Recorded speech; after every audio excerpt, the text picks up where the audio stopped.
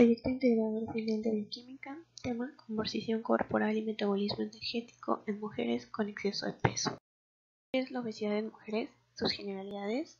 La obesidad es un padecimiento u enfermedad causada por un desequilibrio metabólico en el cual se ingiere por medio de la dieta una mayor cantidad de energía a la requerida por el cuerpo.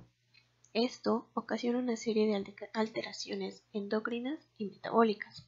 También es un factor de riesgo de padecer cardiopatías, diabetes mellitus tipo 2, hipertensión arterial, dislipidemia, intolerancia a la glucosa y resistencia a la insulina. Un dato curioso, ¿qué es el metabolismo energético? Muy bien, son reacciones de transformación de energía procedente de los alimentos y que se destinan al mantenimiento de las funciones corporales. Esto convirtiendo la energía que consumimos en moléculas de ATP.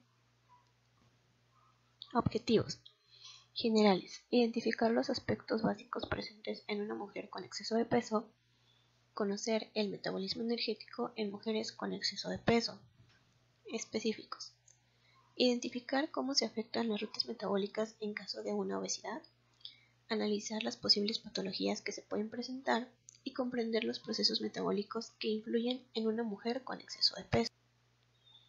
Veamos la histofisiología. ¿En qué consiste la formación de los triglicéridos? Muy bien, tenemos tres vías, que son absorción intestinal en forma de kilomicrones, por medio del parenquima hepático en forma de lipoproteínas plasmáticas y por medio de la síntesis de adipocitos por metabolismo de la glucosa en forma de alfa-glicerofosfatos. Los kilomicrones pasarán a la circulación linfática y llegarán a la circulación sanguínea, al igual que las lipoproteínas plasmáticas. Después, estos pasarán a los capilares sanguíneos del tejido adiposo, donde, con ayuda de la actividad enzimática de la lipasa, se dará la hidrólisis de los kilomicrones y de las lipoproteínas plasmáticas, formando así ácidos grasos y glicerol. Estos atraviesan el endotelio de los capilares y la membrana celular de los adipocitos. Después, la recombinación de ambos componentes y formación de moléculas de triglicéridos, también llamadas grasas neutras. Por otro lado, en la actividad de la insulina sobre la glucosa intracelular, se da la reacción alfa-glicerofosfatos más ácidos grasos libres, y así es como se obtienen los triglicéridos.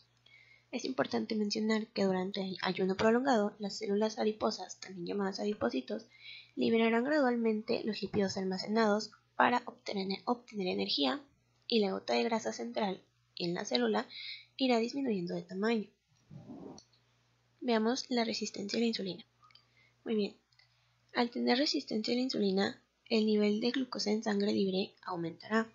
Esta también puede ocasionar la enfermedad diabetes mellitus tipo 2, y un factor de riesgo que puede provocarlo es el tener ácidos grasos libres en la sangre, y producir esta resistencia.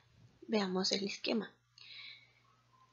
Cuando tenemos un receptor de insulina funcional, como el que se muestra aquí, la entrada y salida de glucosa a la célula se dará regulada por la insulina y estará en los niveles normales intracelular y en el espacio extracelular. Cuando tenemos resistencia a la insulina, el receptor estará fallando, por lo tanto, el nivel de glucosa intracelular será bajo y el nivel de glucosa extracelular se encontrará elevado. En las dislipidemias, que consisten en la elevación de las concentraciones plasmáticas de colesterol, triglicéridos o ambos, podemos notar sus bases metabólicas de cada una, separándolas en cuatro principales lípidos: colesterol, triglicéridos, esteres de colesterol y fosfolípidos. Cada uno de estos lípidos necesitará un medio de transporte al que llamaremos lipoproteínas. Después, las apolipoproteínas son activadores o inhibidores enzimáticos del metabolismo lipídico, pero también funcionan como una interfase adicional entre el medio lipídico y el medio acuoso. El colesterol será el precursor de la formación de hormonas corticosteroides y ácidos biliares, los cuales se sintetizan principalmente en hígado y mucosa intestinal, con ayuda de la hormona hidroximetilglutaril coenzima reductasa.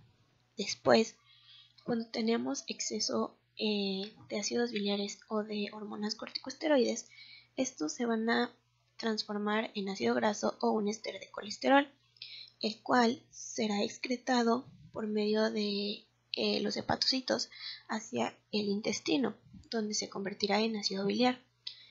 Aquí se dará una reabsorción intestinal para que pueda pasar a la sangre portal o a la circulación enterohepática. Los triglicéridos, que son compuestos de glicerina, se almacenan en el tejido adiposo y dan un aporte energético al cuerpo. Estos se van a degradar por medio de la lipólisis, generando la liberación de ácidos grasos más albúmina, pudiendo así llegar a la circulación sanguínea. Después llegará al hígado, músculo y corazón. Sin embargo, únicamente en el hígado es donde se podrá volver a dar la síntesis de triglicéridos. Ahora bien, el metabolismo de los lípidos consiste en 3 pasos. El primero es el transporte exógeno de lípidos, que inicia en el momento en que nosotros los ingerimos en la dieta. Después, estos serán hidrolizados y convertidos en ácidos grasos libres, mono y diglicéridos. Estos 3 pasarán a los enterocitos, donde serán reesterificados y convertidos en triglicéridos, fosfolípidos o ésteres de colesterol. Aquí los kilomicrones pasarán ya sea a la linfa o a la sangre. Cuando se encuentran en circulación sanguínea, los triglicéridos que quedan, una parte serán hidrolizados y convertidos en ácidos grasos en el tejido periférico. Después, los residuos que queden serán captados por el hígado.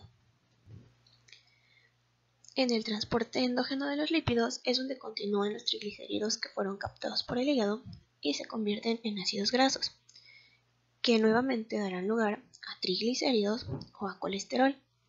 El colesterol pasará al plasma sanguíneo con ayuda de la enzima LPL o llamada lipoproteína lipasa.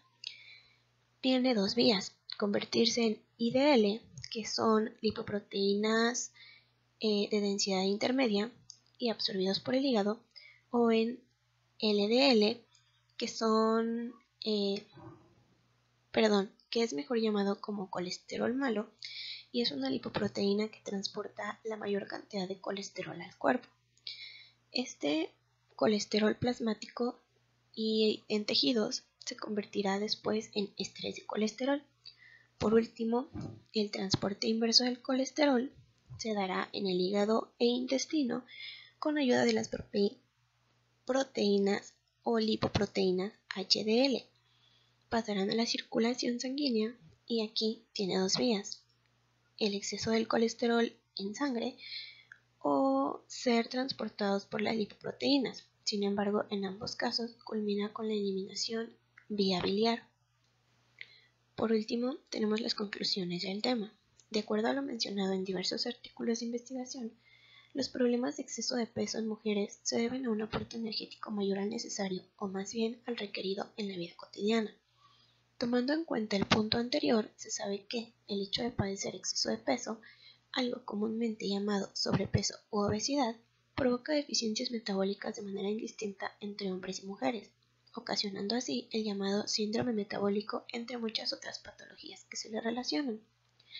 Estudios acerca de las principales patologías presentes en mujeres con exceso de peso explican cómo éstas denotan factores metabólicos en común. Las hormonas en mujeres que padecen obesidad juegan un papel importante, dado que al activarse o inhibirse provocan una serie de trastornos metabólicos que afectan de manera directa al adecuado funcionamiento del organismo femenino. Sin más que decir por el momento y respecto al tema, con esto concluyo mi exposición.